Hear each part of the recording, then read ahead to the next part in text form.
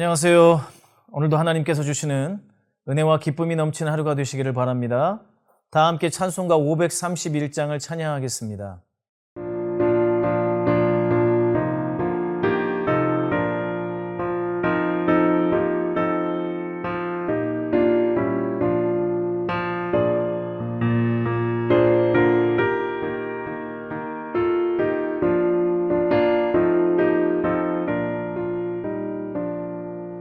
자비한 주께서 부르시네 부르시네 부르시네 사랑의 빛을 외안받고 점점 더 멀리 가나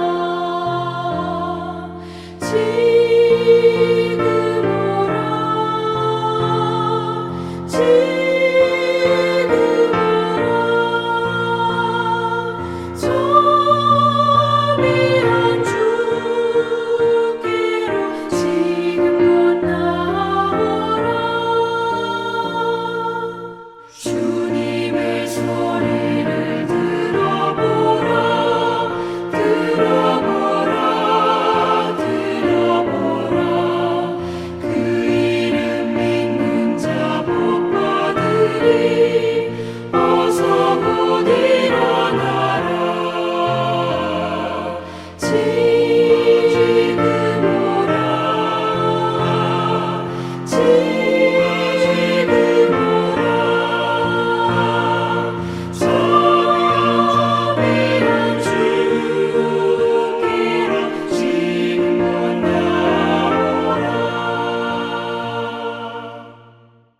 하나님께서 오늘 우리에게 주시는 말씀은 계시록 18장 1절부터 8절까지의 말씀입니다.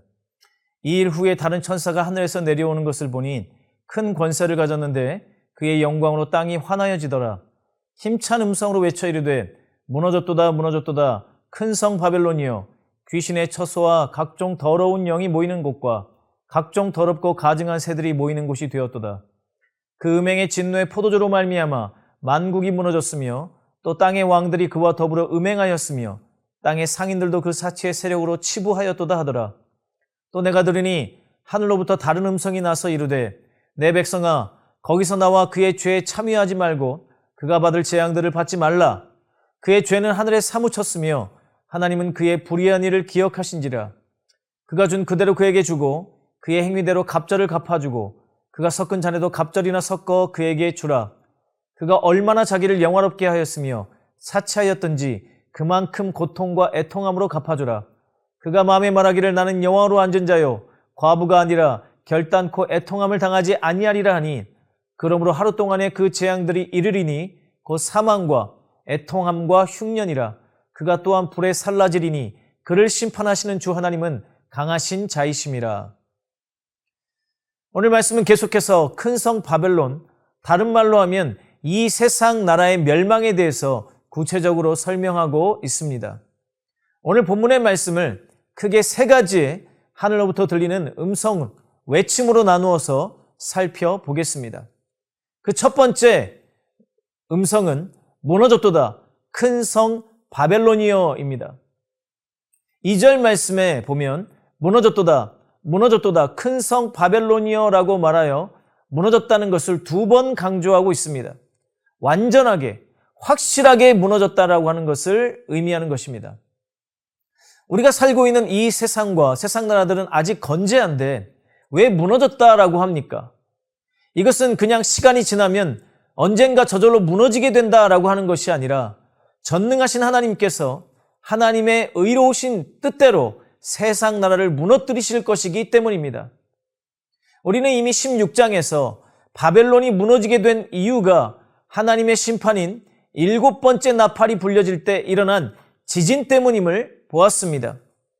하나님께서 바벨론을 무너뜨리신 것입니다.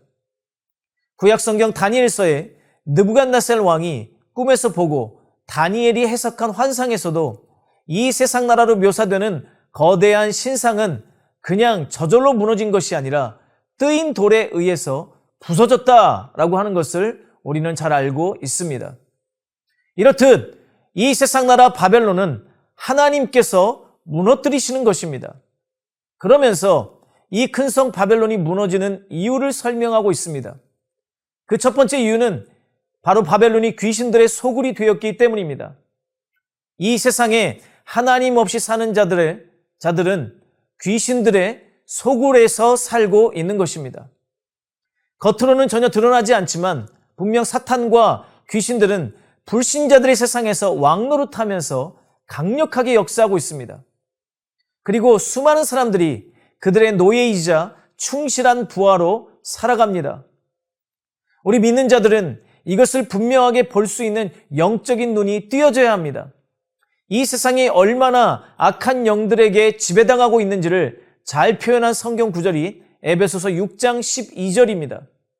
에베소서 6장 12절 말씀에 보면 우리의 씨름은 혈과 육을 상대하는 것이 아니요 통치자들과 권세들과 이 어둠의 세상 주관자들과 하늘에 있는 악의 영들을 상대함이라 라고 말씀하고 있습니다. 바로 이 에베소서의 말씀은 오늘 본문 계시록 18장 2절 말씀에 나오는 다양한 귀신과 영들 그리고 새들과 짐승들의 또 다른 묘사라고 할 수 있습니다. 하나님을 대적하는 사탄과 귀신들의 소굴 그리고 그들의 지배를 받는 수많은 사람들이 가득한 세상 나라는 반드시 무너질 수밖에 없습니다. 이 세상 나라가 무너지는 또 다른 이유는 결국 그들의 죄악 때문입니다. 세상의 음행과 사치, 교만, 그리고 자신을 영화롭게 하는 이 모든 죄악으로 인해 그들은 하나님의 심판을 받게 되는 것입니다. 오늘 본문에서 우리가 알 수 있는 두 번째 외침은 갚아주라 라고 하는 것입니다. 7절에 보면 그가 얼마나 자기를 영화롭게 하였으며 사치하였든지 그만큼 고통과 애통함으로 갚아주라 라고 말씀하십니다. 또 6절에는 그의 행위대로 갑절을 갚아주고 라고 말씀하셨습니다. 이것은 자기가 한 행위, 자신이 저지른 죄에 대한 결과입니다. 우리는 성경을 통해 특별히 요한계시록에서 하나님이 어떤 분이신지를 분명하게 알 수 있습니다. 그 하나님은 사랑의 하나님이심과 동시에 공의의 하나님이시며 구원의 하나님이신 동시에 심판의 하나님이십니다. 오늘 말씀도 우리에게 보여주는 것은 하나님께서 세상의 죄에 대해서 반드시 심판하신다는 것입니다. 세상과 하나님 없는 자들은 예나 지금이나 같은 생각을 가지고 있습니다. 그들의 생각을 오늘 본문 7절에서는 이렇게 말씀하고 있습니다. 나는 여왕으로 앉은 자요 과부가 아니라 결단코 애통함을 당하지 아니하리라. 이것은 하나님 없는 자들의 공통된 생각입니다. 그들은 자신들의 행위에 대해서 심판받을 것을 전혀 생각하지 않습니다. 하나님을 두려워하지 않기 때문에 주님 앞에 나오지 않는 것입니다. 그러나 하나님께서는 그들의 모든 죄와 불의를 기억하고 계신다고 오늘 본문은 말씀하고 있습니다. 하나님의 심판은 강력하고 완전한 심판이 될 것입니다. 이 세상에서 악한 죄를 지었음에도 그에 합당한 벌을 받지 않아서 많은 사람들을 분노하게 만드는 그런 약하고 무른 심판이 아닙니다. 그들이 행한 것에 갑절을 받게 되고 그 큰 고통과 애통함을 줄 것이라고 말씀하셨습니다. 또한 하나님의 심판은 갑작스럽게 임하게 될 것입니다.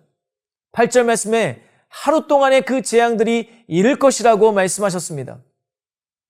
너무나 잘 살고 있고 아무 문제가 없어 보이고 전혀 생각하지 못한 때에 재앙이 임하여서 모든 것을 불태우게 될 것이라고 하셨습니다.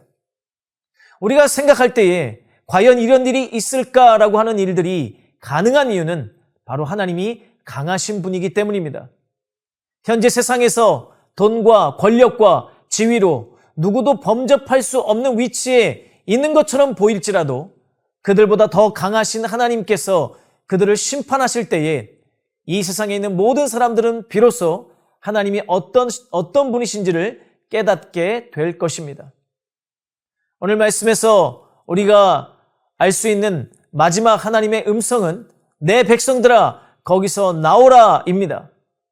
이 말씀은 4절에 기록되어 있는데 이 4절 말씀에서는 바벨론에서 나오라, 이 세상 나라에서 나오라고 우리에게 말씀하고 있습니다. 그들이 하고 있는 그 죄에 참여하지 말고 그들이 받을 재앙을 함께 받지 말라고 말씀하십니다. 이것은 우리 그리스도인들에게 지금 살고 있는 이 세상 나라와 문화와 이 모든 것을 다 버리고 격리된 곳에 가서 우리만 생활하라라고 하는 이야기가 아닙니다. 세상을 쫓아가고 세상을 따라 살고 세상과 구별 없이 살지 말라라고 하는 것입니다. 많은 그리스도인들이 철저하게 세상 나라에 속해서 살아가고 있습니다. 주일에 교회에 올 때에는 그 모든 것을 감추고 있지만 삶 속에서는 철저하게 돈을 섬기고 권력과 세상 명예를 따라가며 쾌락의 노예로 살아가고 있습니다. 그러면서 하나님이 아닌 내가 주인 노릇을 하고 있습니다. 이제 그곳에서 나올 때입니다. 하나님의 음성이 저와 여러분에게 들리고 있습니다. 애굽에 갇혀서 종살이하고 있는 이스라엘 백성들에게 모세를 통해서 그곳에서 나오라라고 하는 말씀을 주신 것처럼 세상을 사랑하고 세상에 속해 살아가는 그리스도인들에게 나오라고 말씀하시는 것입니다. 하지만 그곳에서 나오는 일은 쉽지 않습니다. 여러분들은 철로역정이라는 책을 다 아실 것입니다. 그 책의 시작 부분에 보면 장망성이라는 성에 살고 있는 크리스찬이라는 사람이 말씀을 읽고 그 성에서 빠져나오려고 할 때에 그의 가족들이 돌아오라고 소리치고 그 마을의 많은 사람들이 조롱과 협박을 하면서 그 성을 빠져나가지 못하게 하려고 했습니다. 또한 이스라엘 백성들이 애굽에서 나가려고 할 때 바로와 그의 신하들이 결코 쉽게 그들을 보내주지 않았습니다. 우리가 세상을 뒤로하고 주님을 따르려고 할 때에 그와 같은 많은 방해와 어려움이 있습니다. 하지만 우리는 반드시 그곳으로부터 나와야 합니다. 그곳에 계속해서 있는다면 결국 그들과 함께 망하고 그들이 받는 재앙을 같이 받게 될 것이기 때문입니다. 그리스도인으로 살아간다는 것은 세상에 속해서 세상 속에서 살지만 세상을 따라가지 않고 예수 그리스도를 따르며 세상에 속한 자가 아니라 하늘에 속한 자로 살아가는 것입니다. 저와 여러분은 지금 어디에 있습니까? 우리가 속한 곳은 어디입니까? 오늘도 나에게 주시는 하나님의 음성을 듣고 순종하는 성도님들이 되시기를 바랍니다. 말씀을 마치시고 기도하실 때 첫 번째로 세상에 속한 것을 버리고 주님만 따라가게 하소서. 두 번째로 교육관 공사가 하나님의 뜻 안에서 잘 마무리되게 하소서. 이 두 가지 기도 제목을 가지고 기도하시겠습니다. 다 함께 기도하겠습니다.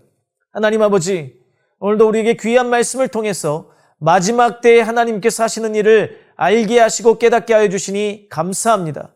특별히 멸망할 세상에 머물고 그것을 붙잡고 살지 말고 거기서 나오라고 말씀하시는 하나님의 음성을 내게 주시는 말씀으로 받아 오늘도 세상과 구별된 성도의 삶을 살아갈 수 있도록 우리에게 은혜를 베풀어 주시옵소서. 우리 구주 예수 그리스도의 이름으로 기도합니다. 아멘.